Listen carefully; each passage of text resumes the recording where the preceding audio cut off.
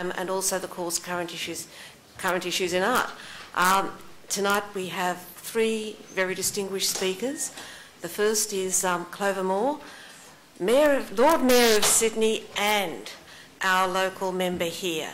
Second is Dr. Catherine de Lorenzo, Senior Lecturer in the Faculty of Built Environment. And the third is Andrew Overton, who is both a COFA alumnus and in charge of the Reanimating the City program for Parramatta City Council. Now, first of all, just because cities are physical doesn't mean that memorials aren't always physical things. At the moment, some of us here are mourning a colleague who died last night, and we sort of start to think of Ursula's spirit a bit going through tonight. And secondly, to welcome Clover Moore, who, how do I say it? Clover's been the member for Parliament for this area since 1988, and it came as a shock to realise that she's only been Lord Mayor since 2004, because the changes that she has wrought on this city have been immense in this time. So she's the most loved member of this community, and her office is directly opposite COFA, so you see her around, and so I'd like to welcome Clover.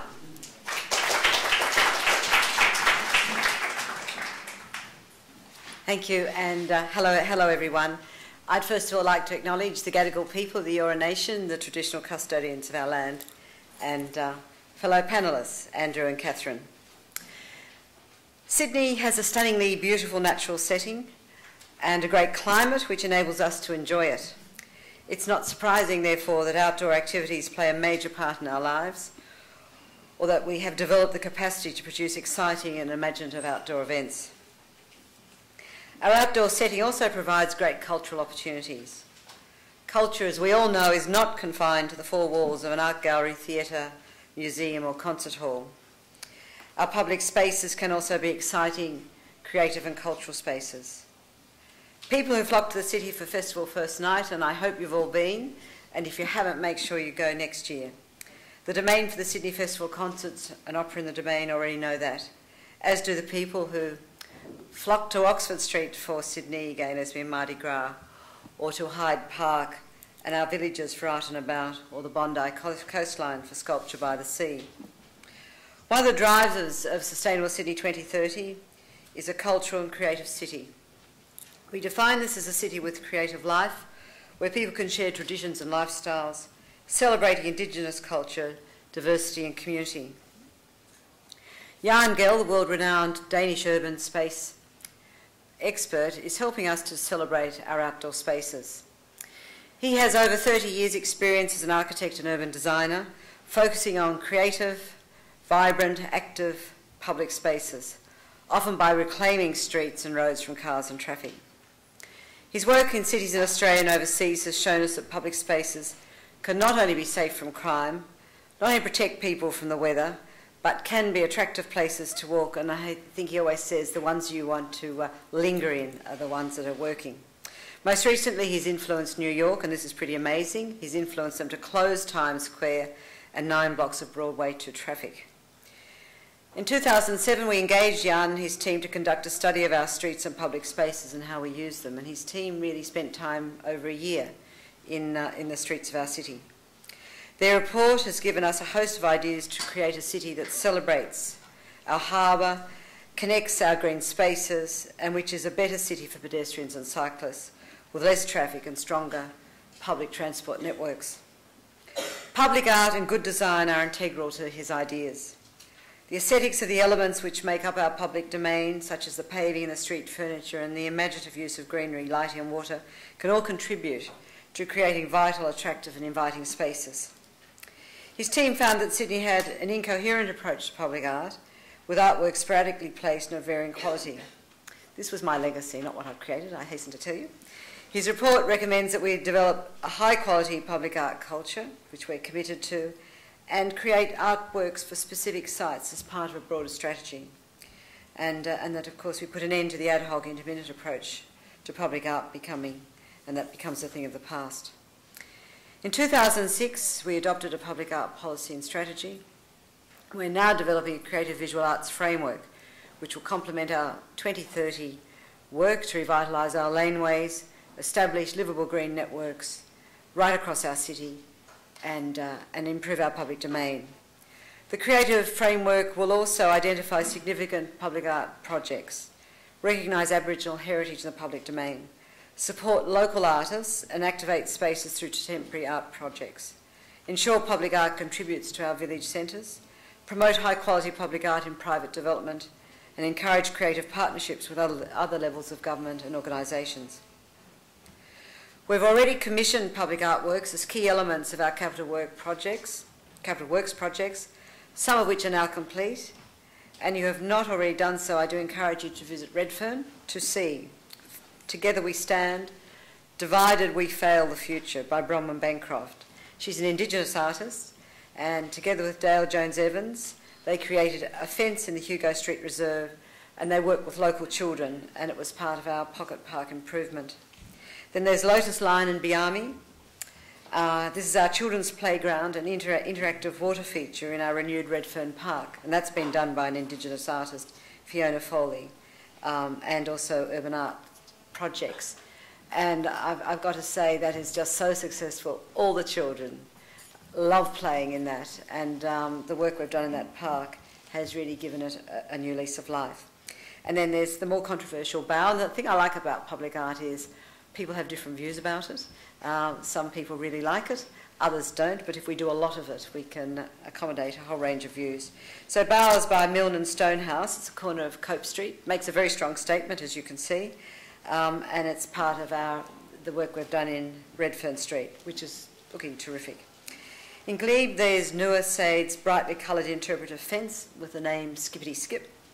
It's outside Glebe Primary School, and was part of our Glebe Point Road improvements. And it will soon be joined by Nige Halia's reworking of the Wireless House in Foley Park, and Alan Giddy's Earth versus Sky, a lighting and wind sculpture in Jubilee Park, Glebe. Later this year we'll be installing Warren Langley's Aspire under the freeway at Ultimo Piedmont. You know, that really ugly spaghetti junction, and it's really fantastic to put an artwork there. To help us in this work and provide guidance on practical issues relating to public art, we've established a public art advisory panel. And we did this 2 years ago. It's chaired by Leon Perossian, the Foundation Director of the Museum of Contemporary Art and Chair of the Olympic Park Public Art Programme.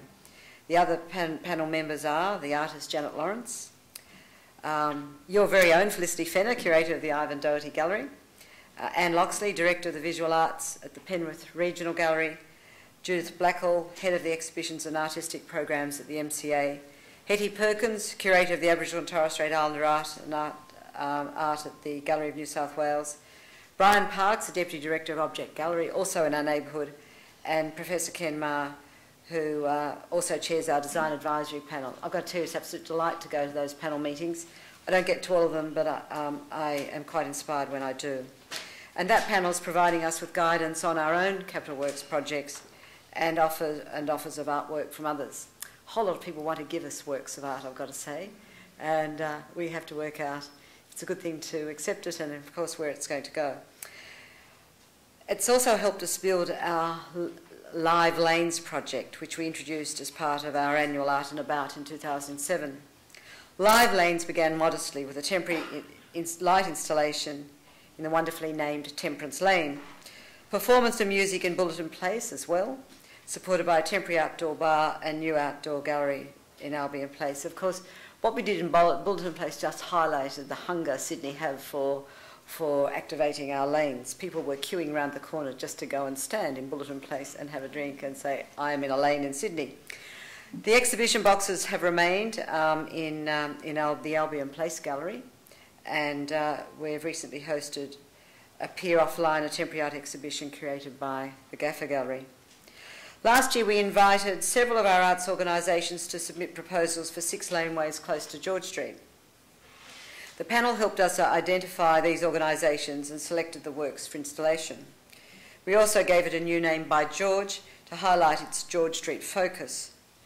I'm sure many of you recall the Gaffer Gallery's illuminated Tetris blocks hanging over Abercrombie Lane, or being surprised by the roving military tanks moving around Angel Place and nearby lanes. This year it's even more ambitious. By George is being curated by the urban designer Dr. Stephen Lehman, with a subtitle Hidden Networks by George. And it focuses on sustainable development, so we're continuing our 2030 theme, and the possible future of a post-industrial 21st century city centre. And we all hope it's not going to be like that. Dr. Lehman sought proposals from teams which focused on themes such as climate change and urban transformation, urban regeneration and sustainability, and insisted that each team must include at least one artist, architect, urban designer or landscape architect, and that at least one other person such as a musician, a poet, a scientist or a psychologist. He received 68 proposals, from which 8 have been selected. And the successful teams are truly multidisciplinary. One of them even includes a law firm. Don't know if that's a recommendation or not. The proposals include a soundscape which will bring back the bird song of birds that used to dwell in the city. And that's going to be, I don't have an image of that unfortunately, but that's going to be just quite wonderful. And then there's Infinity Forest, which you can see is also going to be quite wonderful. A kitchen and nightclub which will travel up and down our laneways, popping up at random, and a 7-metre bar which highlights inaction on climate change. So that's our 7-metre bar, with a strong message for Peter Garrett, I'd say. By George will be launched in October during Art and About, which this year has over 50 separate activities, and the installations will remain in place until the end of the Sydney Festival next year, so you will have no excuse not to visit all of them. Our temporary art program is not confined to Art and About. We're also planning to enliven Taylor Square North, just down the road of course, with temporary artworks. I don't know what you think about rolling out tarmac, but that's what we're doing there. It's been dubbed the Taylor Square Plinth Project, after the 4th Plinth program in London's Trafalgar Square. In this case, the plinth is the covering of a heritage-listed former men's toilet, which you can see there in the background, which I'm sure you're familiar with. We actually had an exhibition in it last year for Art and About, and artists have submitted a range of really interesting proposals for that. We're going to change those artworks every 6 months or so, with the 3rd artwork commemorating the foundation of the Campaign Against Moral Persecution, or CAMP, and the beginning of the gay and lesbian activism in Australia. We've also recognised that artists need places to work and create. Such spaces are not easy to come by in a city where real estate is expensive. Last year we encouraged Fraser's Property. They're developing the Carlton United Brewery sign on Broadway, and they agreed to make their warehouses on Kensington Street, Chippendale, available as temporary artist studios.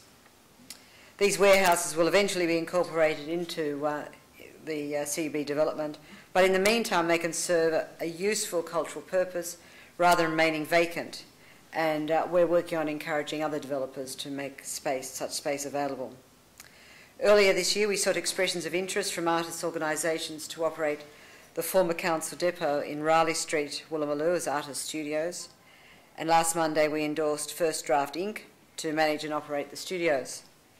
Apart from selecting and managing the artists' residencies, they will be responsible for a program which could include exhibitions, markets and open days to enable the broader community to meet the artists. We hope that these initiatives will be the first of many. They recognise the critical importance of the arts and artists to our survival as a civilised community. And I think we're really inspired by Neil Armfield at a city talk about the cultural life of our city, where he talked about the things we really need in the city. He said that Sydney has wonderful cultural institutions, but we need to nurture our young artistic talent, which I'm sure is of great resonance to you. And we see the Small Bars campaign, and we see making space available for artist studios as ways of supporting our young creative talent. And I'd like to finish with a quote from the English novelist Jeanette Winterson, who said, "Art can't change your life. It's not a diet program or the latest guru. It offers no quick fixes." But she adds, it can prompt in us authentic desire. It can waken us to the truths about ourselves and our lives, truths that normally lie suffocated under the pressure of the 24-hour emergency zone called real life. And of course your role is going to be about showing us those truths too. So thank you.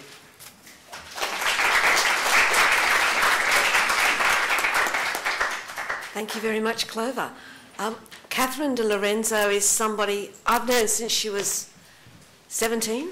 as in a very long time, and we were students together at the University of Sydney, and then almost immediately she came to the University of New South Wales, and in recent years she's been senior lecturer in the Faculty of Built Environment. And the best way of describing Catherine's contribution to public debate is to say that she was this year awarded the Marion Mahoney Griffin Award for her contribution to architecture. That is, not by building buildings, but by writing words, by changing the debate. So, Catherine.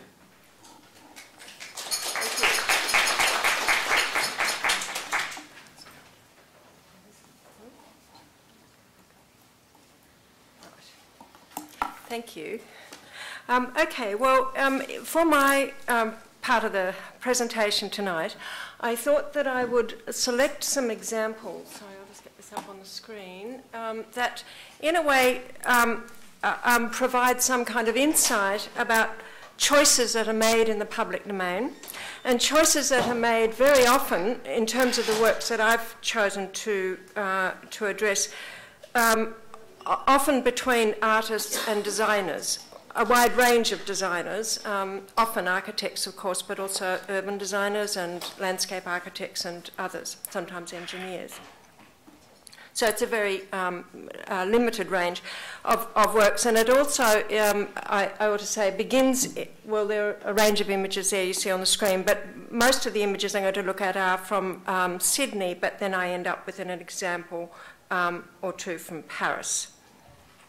Okay, so I think it's possible when we look at public art that is around us to see lots of works that are terrific and lots, of course, that are not terrific. But when we look at the ones that really do work, it's worth asking whether or not the good qualities in these works come from strong policies, from strong art and cultural policies. So before beginning to answer that, let's just have a look at some examples, if I can just see how to drive this. Hold on. Click. No. Is that the right one? Which one? This one? It doesn't matter. Click that one? Whichever one. Okay. Whatever, just clicks on. All right. Okay. So let's look at some of the lessons that we've learned from some very well-known works that you see here, where Edge of the Trees, for example, by Lawrence and Foley, Janet Lawrence and Fiona Foley, benefited undoubtedly from having an intelligent and very well-researched brief.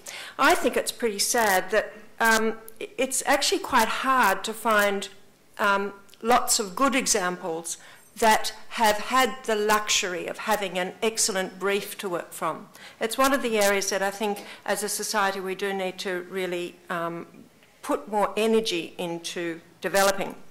Tide to Tide, the one there on your right, shows, I think, the benefit of well-considered concepts, an understanding of scale, materials and fabrication, and an insistence by the artists on developing full-scale models to test and modify their ideas. It's probably something of a truism to say that where that doesn't happen, where the ideas are not given time to develop, where they're not given time to be tested, it's very hard to get outstanding artworks. One of the interesting things, I think, about something like the Turpin and Crawford work you see there is that it resisted, though it was done in the late 1990s, it resisted the what had seemed to be some very refreshing ideas in the mid-1990s that was coming through in the literature on new genre public art, which held that history and collective memory and place were crucial ingredients to good public art. And in many ways, I think this work has a very profound sense of place. But what we very quickly realised, and particularly through a number of projects that were happening round about this time in Sydney, that there was a tendency to prioritise the ideas of history and collective memory that they could really come to strangle creativity in the hands of formulaic artists and bureaucrats. Oh, I'm not having any luck here. Hold on, try again. Here we go.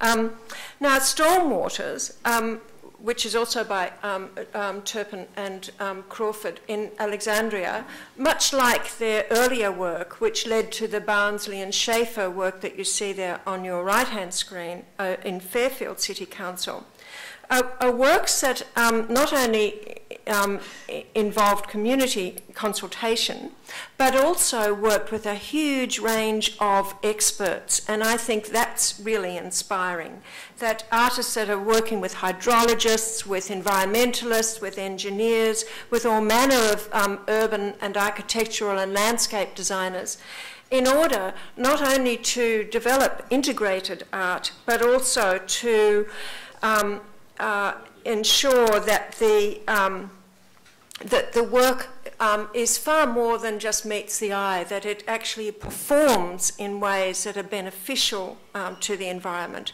And that's true of both those works that you see there. Decoration is an idea that can sometimes have pejorative, thanks Joanna, I'm just not, pejorative implications. But when we look at Adam Hill's work on the left-hand screen there, on the site of the old Black Theatre in Redfern, we are not only delighted by the playfulness of the facade, but also reminded of the story of that very site, where Kevin Gilbert's The Cherry Pickers was one of the first plays to be performed in the old Black Theatre, which formerly occupied that site. That's back in 1971. And for anyone who was listening to the law report today on the ABC, driving into work if you are driving, or was that decoration indeed can be a very crucial part of art language, as was demonstrated by the artists from Blue Mud Bay in Eastern Arnhem Land, where decoration for them is tantamount to title deeds. It articulates the law. So when well used, there's nothing trivial about decoration. The best public art, as I said, is much more than meets the eye. And so here we have, as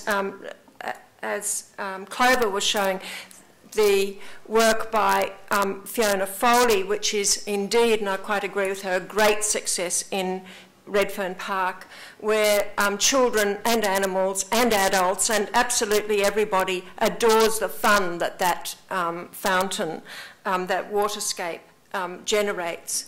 It's a very exciting place.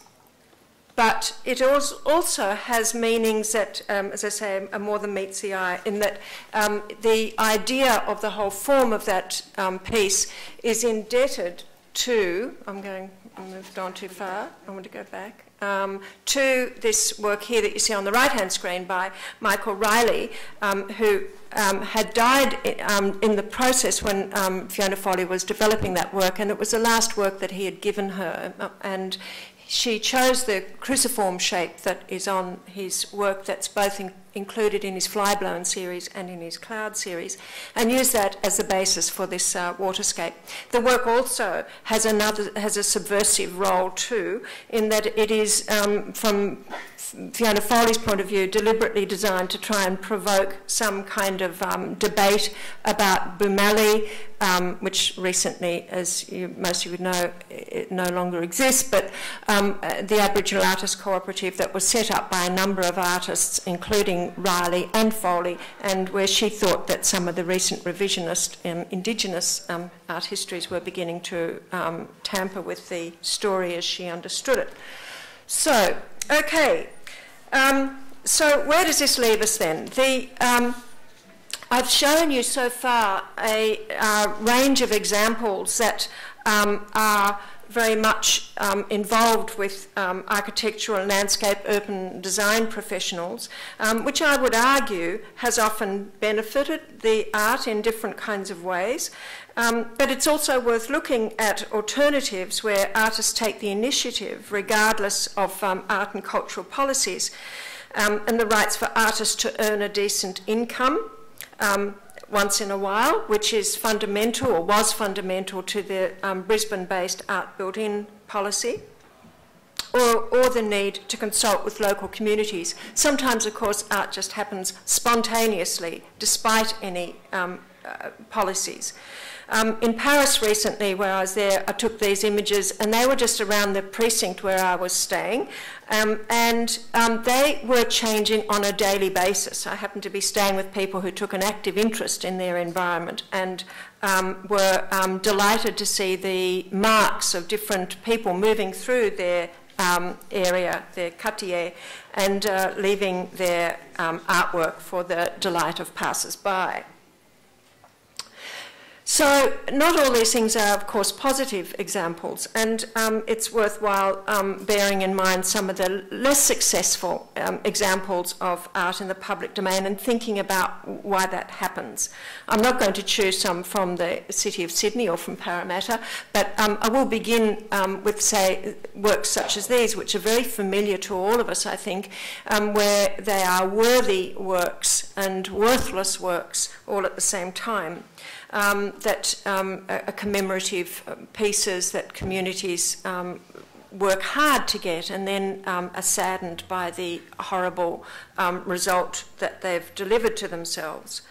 But lest you think that I'm dumping here on rural communities, because both these are from tiny little towns in New South Wales, let me say that sometimes those very same ingredients of quite simple materials, rocks, with plaques on them, can be worked into quite fantastic public artworks. And I would single out for special attention here the Mile Creek Massacre Memorial up just north of Bingara, actually, which has a very poetic interpretation of rocks and grasses and trees and sky and birdsong, and exists on a sacrificial site. And how different such a beautifully worked memorial site is from the very many memorial sites that we've become familiar with in a city such as Canberra, where it's memorials to police, war and Aborigines. Just about all leave something to be desired. And I personally find the Reconciliation Place in Canberra to be an extreme disappointment in terms of art and design, where it would seem that the thought that bureaucrats and designers have got together to make most of the decisions has happened without it occurring to them that the rest of us don't notice that artists have had all too often a very small role to play. Well, then I just want to end with one case study, which I find an interesting one because it raises a number of issues that are worth thinking about. And it's to do with the Musée du Quai Branly in Paris. I happen to have done quite a bit of work on it, so that's why I'm including it here, but it also does interest me for what it tells us about public art. So, this is a work that is in many ways, and oddly I think, exemplary in terms of some cross-cultural and cross-disciplinary collaborative work, but not in the ways that you might at first suspect. It's a project where the art is integrated into the built fabric in a way that allows excellent Australian Indigenous art to be on show 24/7. Taken as a whole, it demonstrates the power, I think, of good art over bad architecture. The MQB is not the best of Jean Nouvel's architecture. His Institut du Monde Arabe remains interesting. Sorry, I forgot to put in a slide. Even if it's very clever environmental architecture fails to respond to some of the environmental triggers. It's got these a facade that looks as though it's got a lot of camera lenses that are supposed to open and close with the sun trafficking across the sky, but it doesn't work. However, his MQB is really embarrassing, not just because the interior is dangerously dingy and badly assembled, but because the project as a whole is premised on the idea that non-Europeans, the capital P word that cannot be uttered these days, are somehow closer to nature than their more civilised European cousins. This insight, as it were, justifies an architectural and landscape architectural design that revisits 19th century tropes of an interlinked ethnography, flora and fauna. The fauna comes by way, I heard a few months ago, of these cricket sounds and so on in the gardens. Well, to rub salt into the wounds, within this Eurocentric worldview, Australia is represented as being at the dawn of civilisation. Now, the moral of the story is that curators Hetty Perkins and Brenda Croft did not allow this Gallic blunder to put them off. Instead, they seized the opportunity to turn tables round and to proudly promote contemporary Indigenous art. Australian Aboriginal artists take pride of place within the curatorial wing.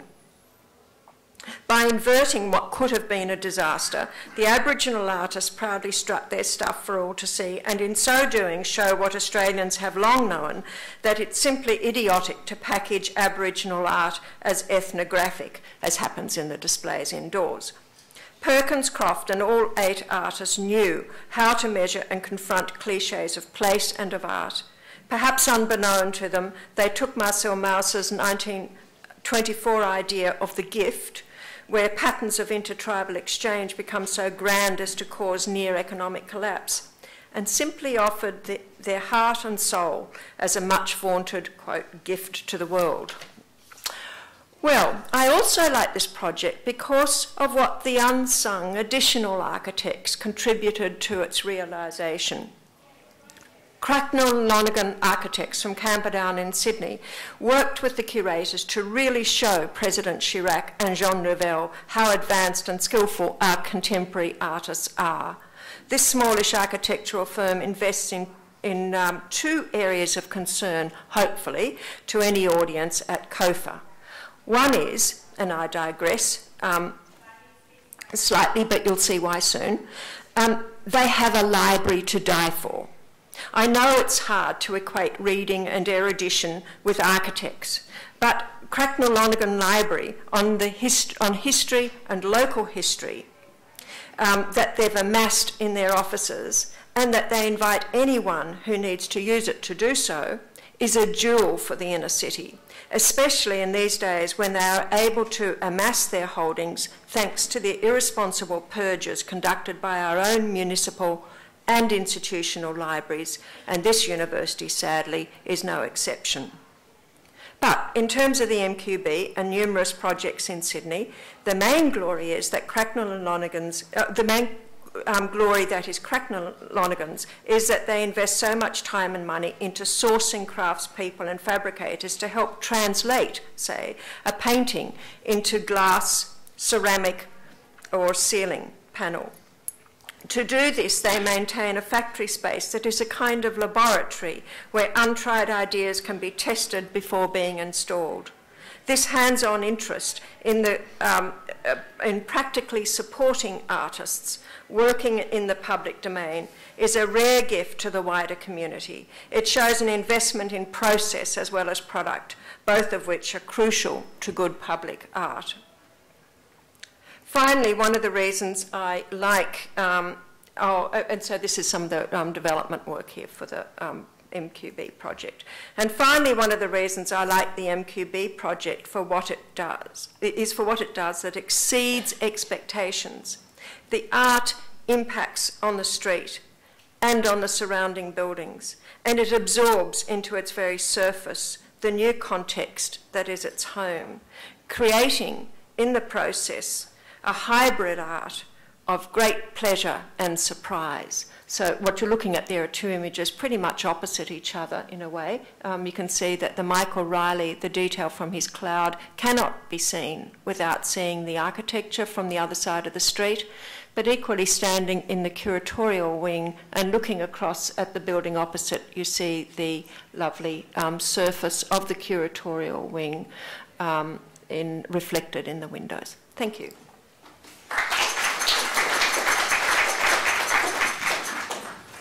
When I was looking for a third speaker for this, because it's always a good balance to have three speakers, I wanted somebody from Western Sydney and somebody who was involved in making great changes in Western Sydney. And everybody kept saying, Andrew Overton, Andrew Overton. The name seemed vaguely familiar, but it was only after I had written to Mr Overton, he replied, he reminded me that I used to teach him 19 years ago, which is, you know, how things happen. So, Andrew.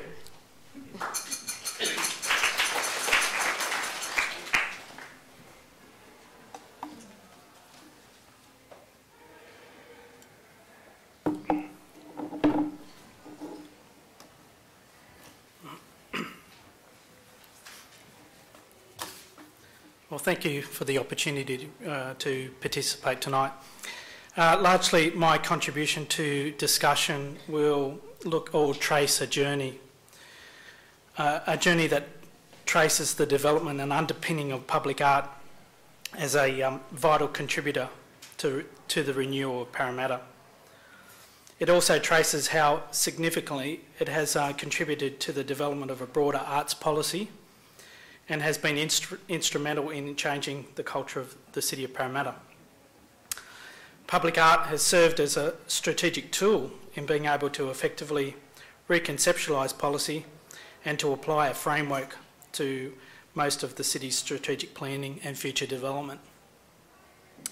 Let me be clear, the aim of the conversation is not to either complicate or simplify or reduce public art to a business process, or it doesn't seek to devalue the substantial role of artists or the artistic integrity of the artworks. Rather, I'd like to emphasise how public art as a highly visible cultural expression has become a powerful regenerator for Parramatta. Public art has been a route to enlightenment. The embracing of visual arts as its gift of being a fairly intuitive process has produced a wealth of outcomes far beyond the program's initial expectations. As I'll explain, the development of Council's public art program over the past decade has very much focused on the development of Parramatta as the second city of the metropolitan area. Parramatta's approach to the highest degree has been to treat arts development not as a standalone course of action, but as a process of being very much challenging and bringing a critical awareness to history, local distinctiveness and the traditions of creativity. It has also required the integration at a number of levels to identify art and cultural dimensions to planning, the development and provision of services within a local government context. It has also underscored the importance of making strategic connections between cultural policy and activity to such things as architecture, urban and land use planning, and community capacity building. Most importantly, it has been underpinned by the desire to encourage innovation and creativity and value the contribution of artists in the city. Let me first begin by building a bit of a picture about Parramatta approximately a decade ago when an art in the city strategy was first conceived. There'd been a lot of conversations around about the growing pains of the city, and urban renewal was nowhere more apparent than in Western Sydney, whereby at the beginnings of change and expansion of the urban landscape was beginning to occur to cater for quite a large and diverse population. The task of showing that Parramatta as a city where you could happily live and work as an attractive and dynamic place was becoming increasingly difficult on a number of levels. Low self-esteem remained due to some negative perceptions about Parramatta held by other parts of Sydney around the myth of it being a suburban wasteland devoid of that activity and opportunity and without wealth or reflection. This was coupled with the fact that there was a fairly highly competitive financial environment, the fact that the growth of business activity was being lured away from the city to the huge campus-style business parks in Ryde and North West and Sydney Olympic Park. Criticisms had also surfaced about Parramatta, the birthplace of the nation, losing its historical context. And this was largely squared at the fact that the heritage sites had been crowded out by a fairly badly designed overbuilding. A previous Lord Mayor and now current Minister for Western Sydney, David Borger, echoed this when in 1999 his description of Parramatta was that it was in danger of becoming Dallas on the cheap. Largely to a point, this was correct. Most of the regeneration in Western Sydney at that time had concentrated on programs of social and economic development. But the major inconsistency was the connection and application of culture. Whilst this was apparent, the underlying characteristics of a strong urban place and solid central business district remained for Parramatta. Its public places, its streets, its laneways and buildings and public space provided an active public domain where art and cultural activity could be adopted. Parramatta had no real proud traditions in art and public places. There were none of the standard kings and queens, very little war service memorials to be found across the city. There'd been some initial attempts at public artworks in the 80s and 90s, but working from a very low base, they largely went unnoticed. Contemporary visual arts had no real presence in the city, no gallery or no art centre.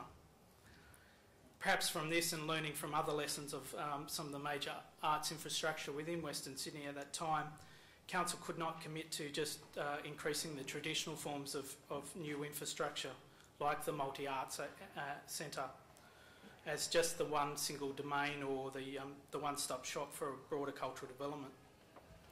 The success of regeneration and sustainability of the city had to include a much more accessible and rounded approach to cultural delivery, to interpret its history and its experiences.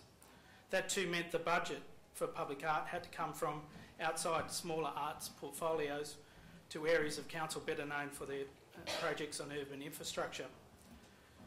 Immediately, linkages had to be drawn as art as an everyday experience to the world of policymakers and planners, such as those in land use planning and other areas of council's strategic planning priorities. The first attempt to do this was in 2000 when public art was identified in the Parramatta Regional Environmental Plan under the broader heading of identity. This was the first catalyst to cement art outcomes in broader city policy. This connection to statutory land use planning provided a development to the public art strategy that was then linked directly to the urban regeneration of Parramatta. The objectives of a broad public art strategy were conceived and chiefly two mechanisms would drive its implementation. Firstly, the development of an integrated program of public art works linked to Council's aimed capital works program. And secondly, the inclusion of statutory conditions in the city's development control plans, requiring all new development in the city core to undertake a detailed program of site-specific artworks. Fortunately, through opportunism and committed political leadership, both of these provisions were achieved by the end of 2000. Now came the implementation of that opportunity.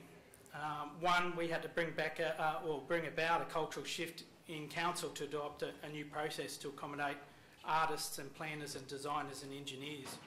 Two, we had to provide a workable framework for the development industry to enable quality site-specific outcomes. And three, we had to facilitate a professional development for visual arts to develop a set of skills and broader knowledge base that is often required beyond studio practice. Key major projects were targeted to maximise outcomes and profile sites were earmarked for concentrated attention. Firstly, from a civic perspective, the public domain remained a priority. Key to the civic program was the opportunity to rediscover and celebrate the Parramatta River corridor. After decades of turning our backs on it, it was the area which required most of the significant attention. All the projects included the development of multidisciplinary teams with the key objective of integrating the artworks into the infrastructure. And quickly, I'll just illustrate some of those key projects. Firstly, the Indigenous Art Walk by local Indigenous artist Jamie Eastwood in 2000.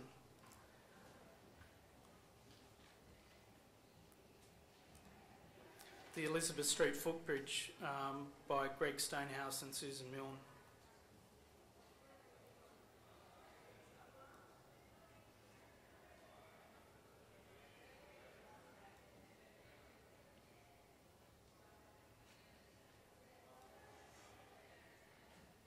And the more recent Sentry Box by the same artists, Greg Stonehouse and Susan Milne.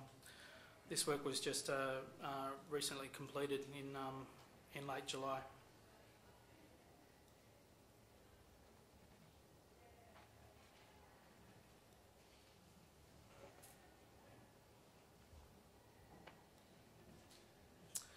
And on to the spine of the city, the Church Street, with its reinvention largely as a new dining precinct. There was also the need to improve access and amenity and identity. We picked up on the small spaces strategy in Church Street with this work by Sue Callanan, titled Airmaster, picking up on the industrial flues of the surrounding restaurants. To this work as a light and art commission in Church Street, which is The Flock by Phil Lethlean, Melbourne-based artist.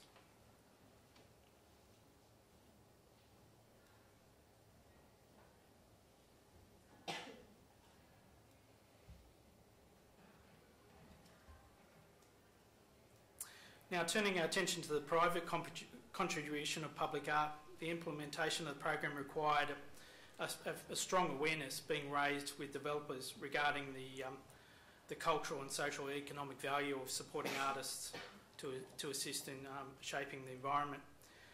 This had to be driven solely by council in the absence of any formal New South Wales government policy on public art, unlike Queensland, Western Australia or Tasmania.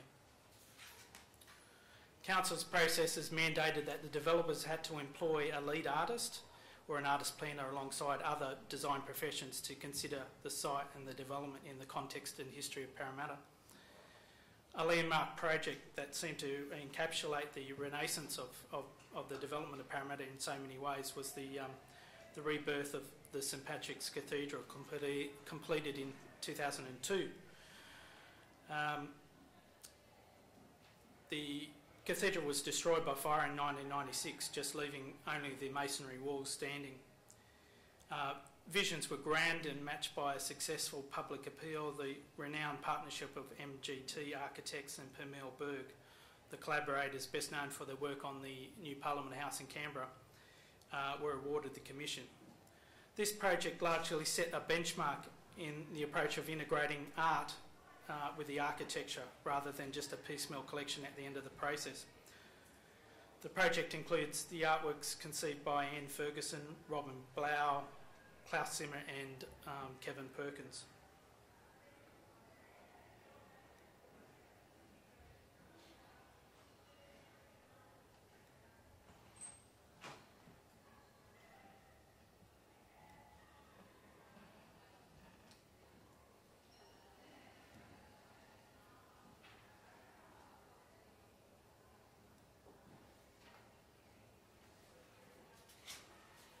Subsequently, a further series of critical public art interventions happened in the way of capitalising on the decentralisation of government services to Parramatta, particularly over the last 5 years.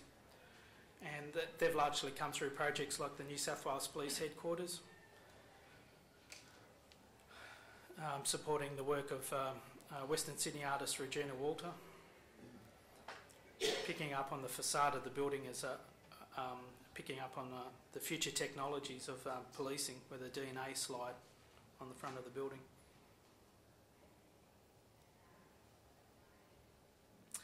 To the Parramatta Transport Interchange in 2005.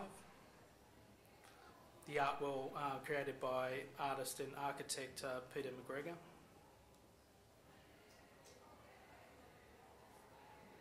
And to the Westfield Colonnade project, also by Peter McGregor.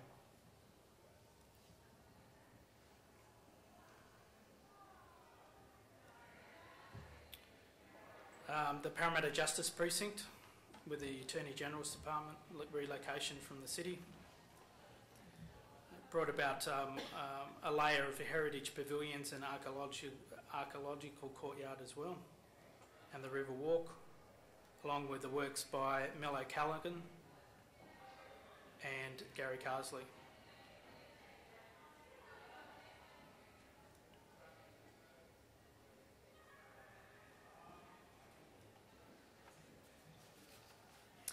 As illustrated, some of the examples of the complete art program to date has been varied and bold.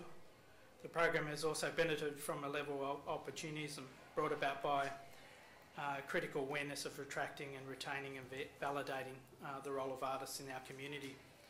Largely, the success of the public art program has served to build a cultural resonance and meaning to engage with visitors and residents. Art making and creative endeavour are the means by which people acquire the skills and language and connectedness to engage in these processes. This has also included building knowledge also within. The program has also allowed for key decision makers in the city, particularly those elected representatives and senior council personnel, to increase their knowledge of the culture of the community and make strategic links between the cultural development and other council priorities. They've also had the opportunity to develop their confidence in the concepts and languages of arts practice to enhance their cultural sensibilities and become quite plausible advocates for change. In 2005, this paid off when Council committed to a new and ambitious 10-year arts plan for infrastructure and programs. It importantly included the adoption of a living city concept to allow for mixed-use development that put forward the inclusion of creative production and artist workspaces in the CBD. It also looked at funding support for place activation programs. The first critical project of that was the Parramatta Artist Studios in 2006 to expand the supply of visual arts practice locally. Council, with the support of Arts New South Wales, had provided for subsidised studio space to contemporary visual arts and to deliver on an annual program of professional development, international residencies and arts-related public events and activities. One of the key activity has been for the artists to continue to work in the public domain through the emergence of a temporary public art program. And here's some of the examples from last year's current exhibition.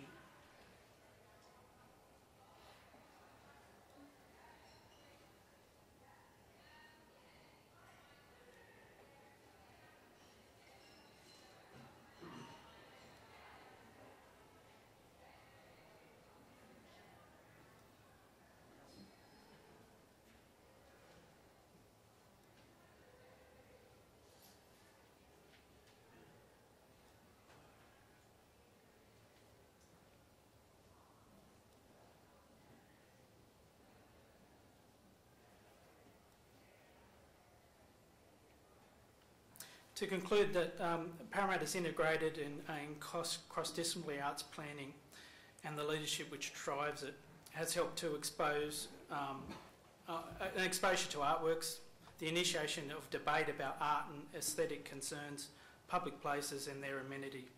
It has also brought about the supply of arts excellence to the city. In turn, at the other end, the consumption and participation in the arts has also grown too. Thank you.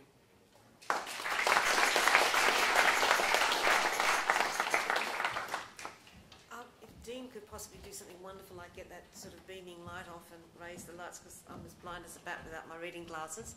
And if the three speakers would like to come out and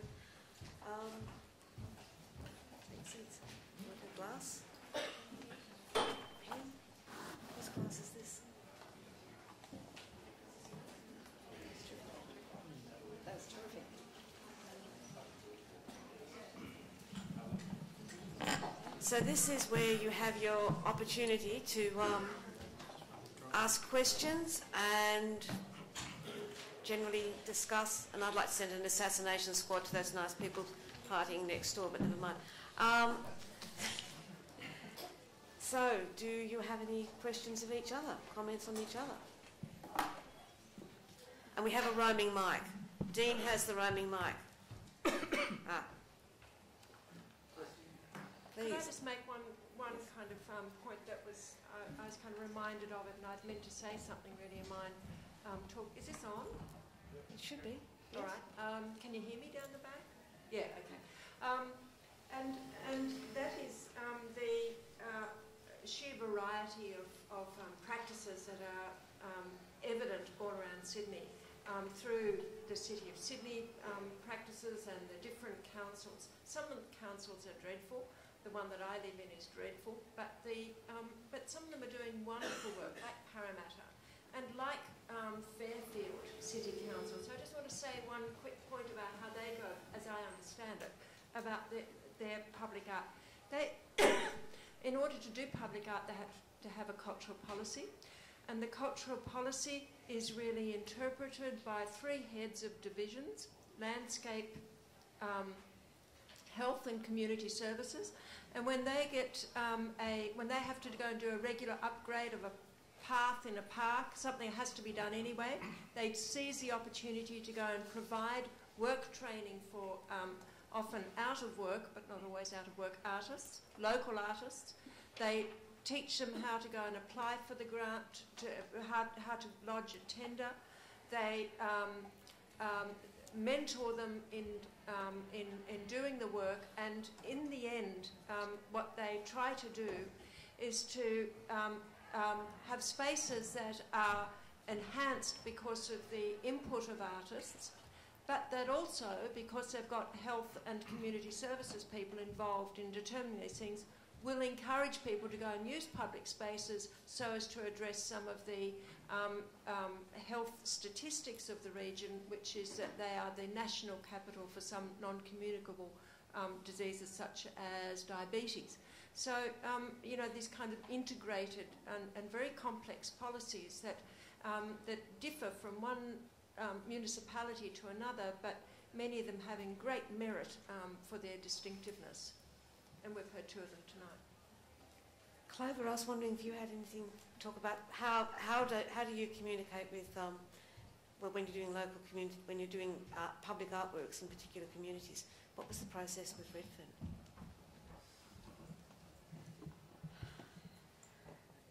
I think probably the Redfern examples I showed you are examples where I guess we really wanted to tap into a really important community in Redfern. And I think what the city's been doing in Redfern for about the last 5 years is saying that a suburb that has been unfairly denigrated, and I'm a very long time resident of Redfern, I might add, has a great deal to celebrate. And up until 2004 it had been neglected, and I think when you go down Redfern Street and you see those banners which are the work of Indigenous artists, and you go to Redfern Park and you see the work of Fiona Foley, an Indigenous artist, in that wonderful sort of water play. And you go down to Hugo Park, the one we showed you with the great fence. All those projects had artists working with that local community and tapping into them. And I don't know the actual mechanisms that they go through to do that work, but that's the policy we have, and that's what happens. And the end result is some of those artworks we showed you. I guess I could have shown you a lot more in terms of our some fabulous projects we've been doing in recent years too. And if you get this month's monument, you can have a look at 3 of those marvellous projects, and one of them is just up the road there. Yes, Paddingham Reservoir Gardens, and we're hoping that that's a renewal of an important historic and quite a fascinating site. I've always described it as a combination of the bars of Caracalla and the Hanging Gardens of Babylon. That's a really appropriate description, I think, as you'll see if you go and see it.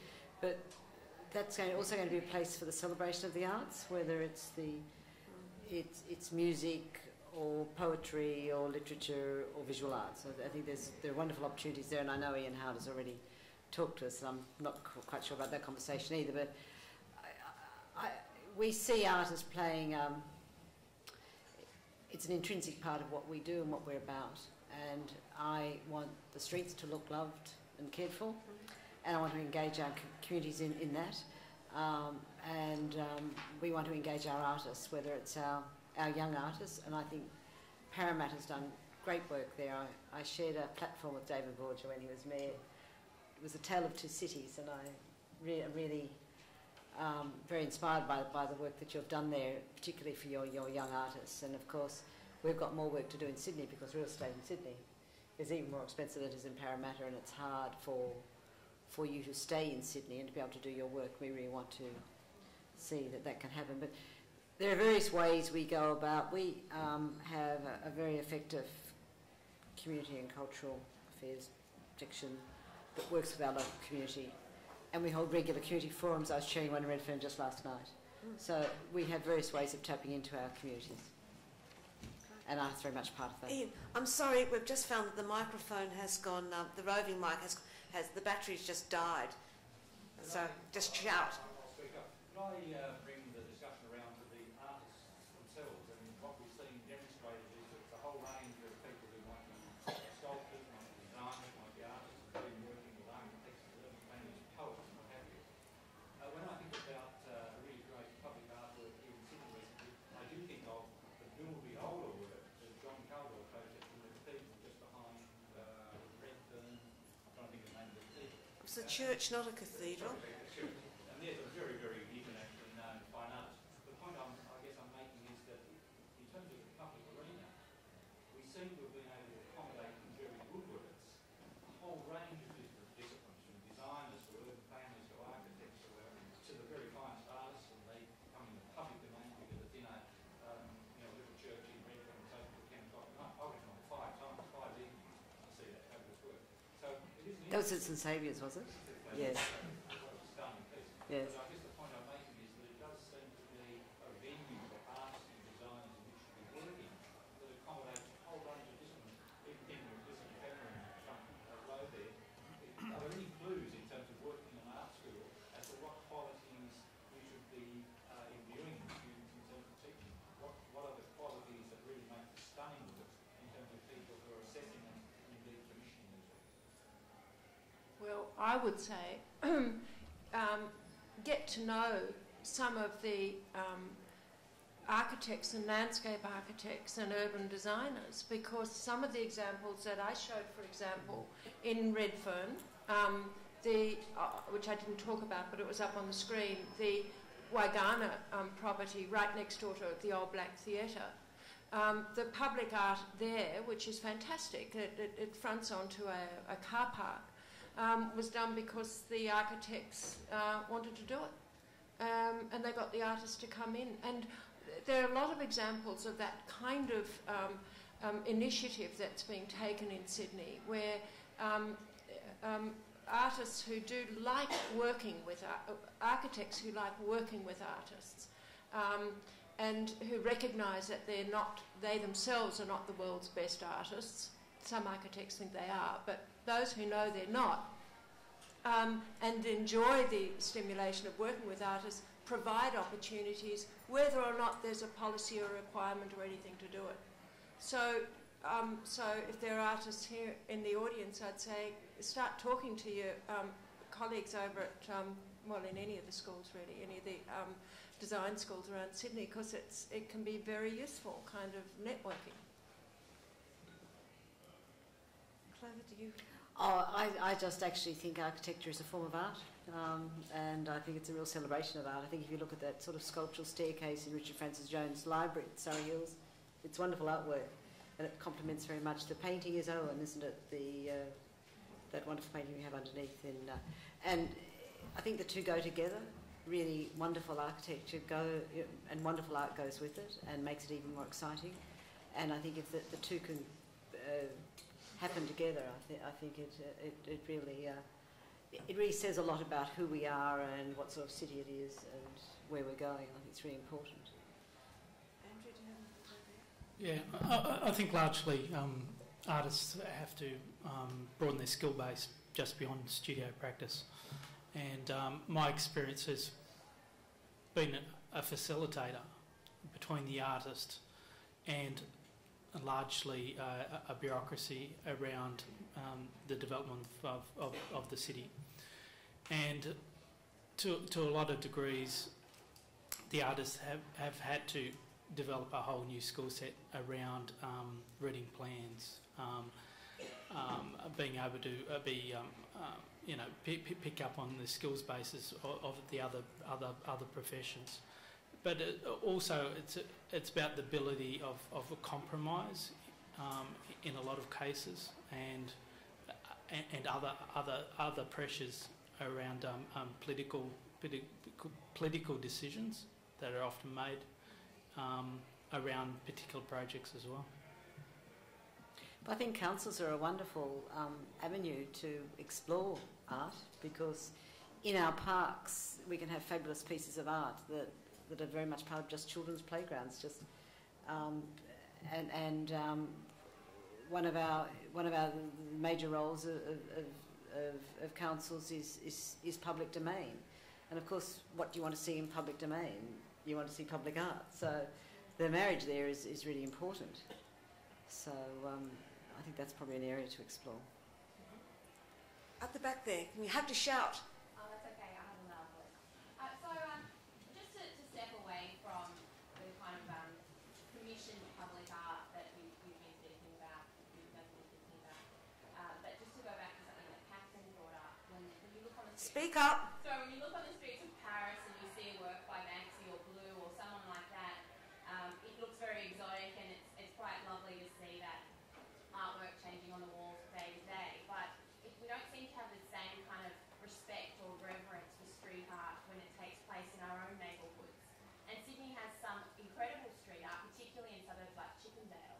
But street artists in Sydney often complain that their work isn't respected and that it's taken down very quickly. So I was just wondering if there's a policy in the council, if there's some kind of cultural awareness of the fact that these works also have a value, and that if there's some kind of criteria by which works are assessed as to whether this should be left or this should be painted over. That's you've taken a very controversial topic, I've got to say. There's one thing people really hate in the city or anywhere is graffiti, and the definition of art and graffiti can become very grey. I was actually very inspired by the graffiti lanes in Melbourne. I don't know if you've all seen the graffiti, some of you are nodding. And Sydney hasn't up until now been a city of lanes, and I think why it's a Melbourne activity that we've embraced quite actively is because we think lanes give a sort of a human scale and an intimacy and an excitement and a range of experiences that you don't get in wide streets and public boulevards. And so part of our whole art and about is leading us into that area of what you're talking about. And what I've tasked our staff to do at council is, and another area that people have a range of views about is sort of skateboarding. So skateboarding goes with graffiti often.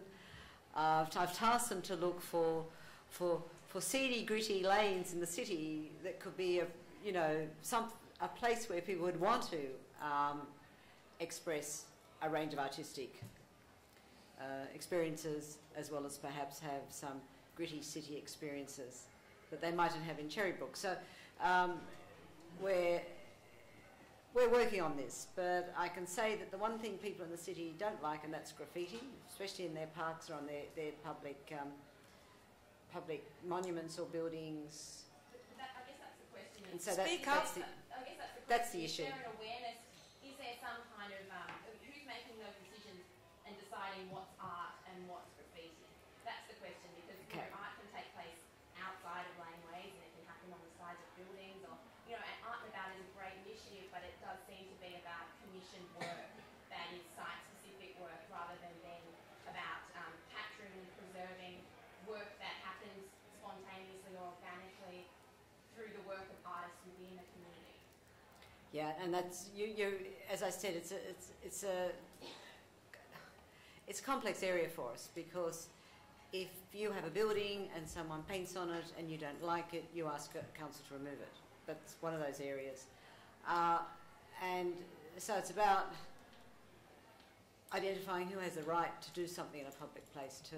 And the public place belongs to everyone, and so an argument is, why should one individual be able to alienate, some people would think, that bit of public space? So it's a tricky thing for us, and so what we try to do is to accommodate a whole range of spaces for people. And as I've said, identifying the needs of young artists is a priority for us. We don't have a specific policy on what you're describing at the moment, but it's sort of on the agenda for us to work through, if you like.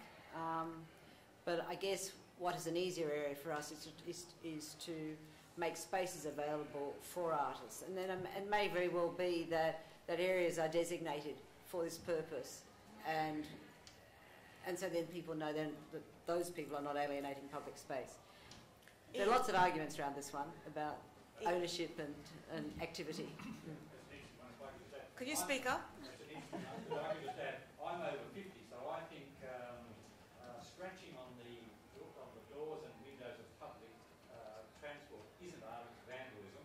Put that aside and come to another point. It's certainly a very, very difficult balancing act. I don't know whether people have seen the South Bank now of London, and I mean, a very prestigious set of buildings there, theatres, which of course have been quite specifically and deliberately given over to skateboarding and graffiti. Yep. It's an extraordinary thing. But again, I think it is, as you said, Clover, it's a very, very difficult balancing act between identifying areas which don't then strip the content and the grittiness out of the art. Yeah. It indeed does try and give some Yeah. borders and boundaries in terms of other community expectations. We've inherited graffiti at the Pagan Reservoir Gardens, which we've kept. That's quite sort of historic graffiti. I don't know. Have many of you been to Pagan Reservoir Gardens just up the road? Have you seen the graffiti there? It's very interesting. But the Art and About program this year, which will be exciting and will be stimulating, is going to be extended, and who knows who that's going to inspire and where that's going to lead, because it's certainly developed over the last 2 years. So I guess we're on a journey, and it's very interesting. And can I just add one more thing? We've actually set up that public art panel that I described earlier. So it's not me, it's not sort of Clover Moore making a decision about a piece of art. We have some very vigorous discussions. I don't know if Felicity wants to say anything, but we're trying to do a range of things to really enliven art in the city and provide opportunity. I just wanted to say, I interrupt the other side. Bondi Beach actually has a very attractive graffiti wall just next to a skateboard. It's very attractive. It must go on for about 100 metres or 200 metres. Some people really don't like that, I've got to say. People don't hold back in giving me their views either. Catherine, you were going to say something. I just wanted to make the point, in answer to the question, what should an art school like this be doing? And I think that it's really important that we have artists wanting to go and work in the public domain. I think it's one of the most important areas to be working in, because you're working, it is public, it's on public land with, and it's that kind of murky but exciting and important area of dealing with public issues.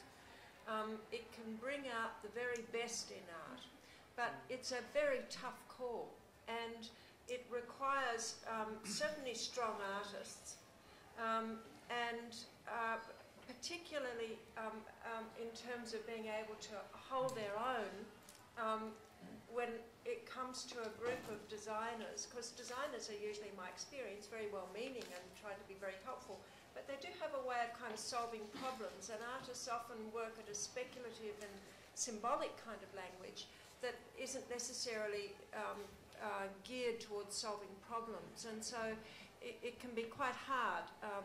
Certainly when we've had student teams with students from both COFA and the FBE, we've seen how very quickly the tyrants from FBE, as it were, seem to take over in the designing process, and the poor artists kind of feel as though they're left just to colour in the pictures that might go to council, as it were. So it's a tough call, and it does require flexibility on all sides, but it's really important, and I think you know, the more apprenticeships and the more mentoring from all sorts of people that could be provided to artists so that they feel confident in being able to enter into the public domain, usually with a group of other people. That's usually how it works, and it usually makes for better kinds of products, it seems to me. But it is really important and something that, you know, hopefully more people will aspire to. There was a question at the back there. Yes, yes. Yeah, the public art advisory panel that Ms. Moore mentioned, is that actually open to the public and can we attend? Or is that a council meeting? No, it's the panel just deliberating, and we've never been asked if people can attend, but I'm sure there probably wouldn't be a problem with that if you're interested. Is it a regular thing? Yes. How often do we? About every 6 to 8 weeks, yeah. And so on that note as well, if we were interested in opportunities to participate in public art, where do we find out about that? Do we go to our local council? Do we look on their websites? Or Yes, I think initiative and boldness always goes places, frankly. So we come Been part of my career. Up the back there. And can I just reiterate, support the comments that Catherine made about the public domain.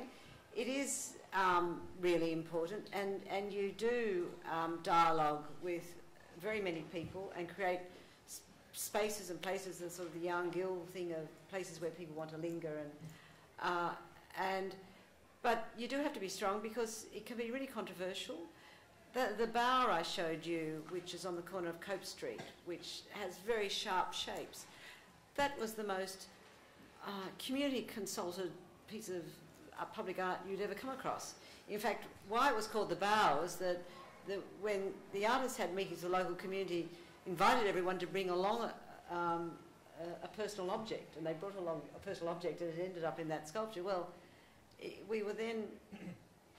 people then thought that this was not a good thing for the Indigenous community because it might remind people of the death of T.J. Hickey, and yet that was a community based sculpture, and the artist came under real fire, as did council. So it's really interesting how public works can also take on their own life. You all know how people don't like the poo on sticks in front of the Elan, and that poor artist, you know, really wishes it hadn't been.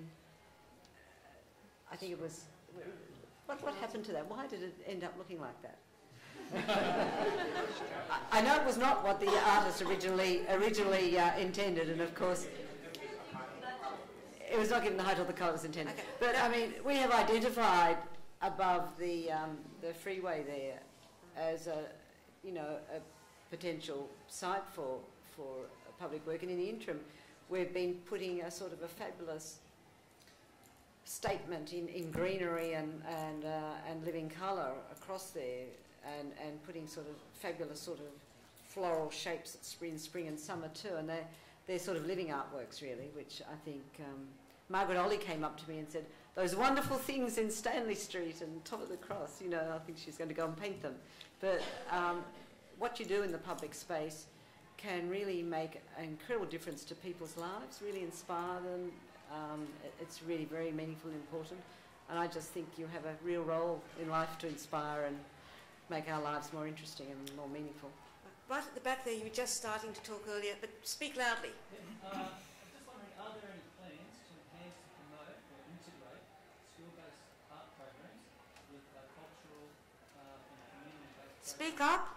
So is there any plans to integrate, promote community-based programs such as, say, police boys clubs, cultural awareness groups within communities, so communities can actually perhaps work together across a broad spectrum to reduce perhaps, obviously graffiti and all this unwanted criminal activity. Largely, probably over the last 15 years or more, even longer, Parramatta have had community cultural development processes where effectively the opportunities around producing more community-based works have actually been driven through a CCD process.